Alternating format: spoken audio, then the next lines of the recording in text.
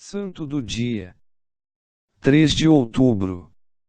Fazemos memória aos proto-mártires do Brasil, missionários e leigos martirizados. Dentro da conturbada invasão dos holandeses, no nordeste do Brasil, encontram-se os dois martírios coletivos, o de Cunhal e o de Uruaçu. Estes martírios aconteceram no ano de 1645, sendo que o padre André de Soveral e Domingos de Carvalho foram mártires em Cunhal, e o padre Ambrósio Francisco Ferro e Mateus Moreira, em Uruaçu, dentre outros. No engenho de Cunhal, principal polo econômico da capitania do Rio Grande, atual estado do Rio Grande do Norte, existia uma pequena e fervorosa comunidade, composta por 70 pessoas, sob os cuidados do padre André de Soveral. No dia 15 de julho, chegou em Cunhal, Jacob trazendo consigo seus liderados, os ferozes tapuias e além deles, alguns potiguares, com o chefe generais e soldados holandeses.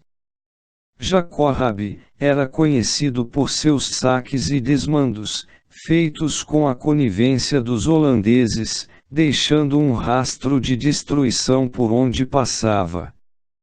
Dizendo-se em missão oficial, pelo Supremo Conselho Holandês do Recife, convoca a população para ouvir as ordens do Conselho, após a missa dominical, no dia seguinte.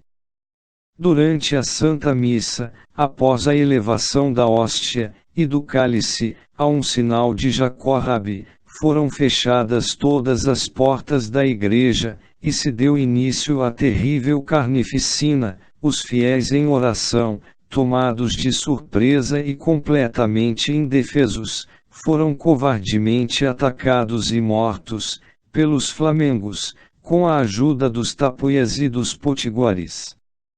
A notícia do massacre de Cunhal espalhou-se por todo o Rio Grande e capitanias vizinhas, mesmo suspeitando dessa conivência do governo holandês. Alguns moradores influentes pediram asilo ao comandante da Fortaleza dos Reis Magos.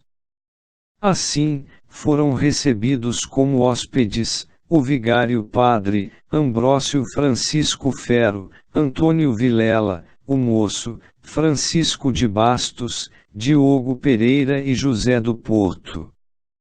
Os outros moradores, a grande maioria, não podendo ficar no forte, assumiram a sua própria defesa, construindo uma fortificação na pequena cidade de Potengi, a 25 quilômetros de Fortaleza. Enquanto isso, Jacob prosseguia com seus crimes. Após passar por várias localidades do Rio Grande e da Paraíba, Rabi foi então a Potengi, e encontrou heróica resistência armada dos fortificados.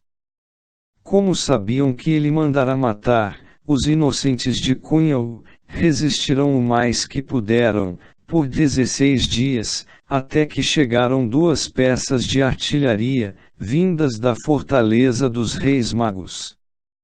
Não tinham como enfrentá-las. Depuseram as armas, e entregaram-se nas mãos de Deus. 5 reféns foram levados à fortaleza: Estevão Machado de Miranda, Francisco Mendes Pereira, Vicente de Souza Pereira, João da Silveira e Simão Correia. Desse modo, os moradores do Rio Grande ficaram em 2 grupos, 12 na fortaleza, e o restante sob custódia em Potengi.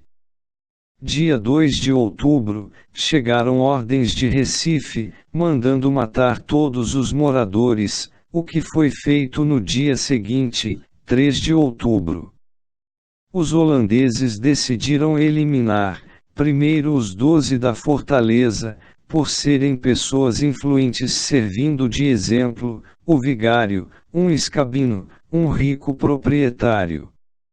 Foram embarcados e levados rio acima, para o porto de Uruaçu.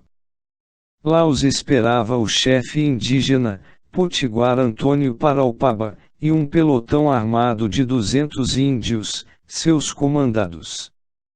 Repetirão-se então as piores atrocidades e barbáries, que os próprios cronistas da época sentiam pejo em contá-las, porque atentavam às leis da moral e modéstia. Um deles, Mateus Moreira, estando ainda vivo, foi-lhe arrancado o coração das costas, mas ele ainda teve forças para proclamar a sua fé na Eucaristia, dizendo: Louvado seja o Santíssimo Sacramento. A 5 de março de 2000, na Praça de São Pedro, no Vaticano, o Papa João Paulo II beatificou os 30 protomártires brasileiros, sendo 2 sacerdotes e 28 leigos beatificados. Protomártires do Brasil, rogai por nós.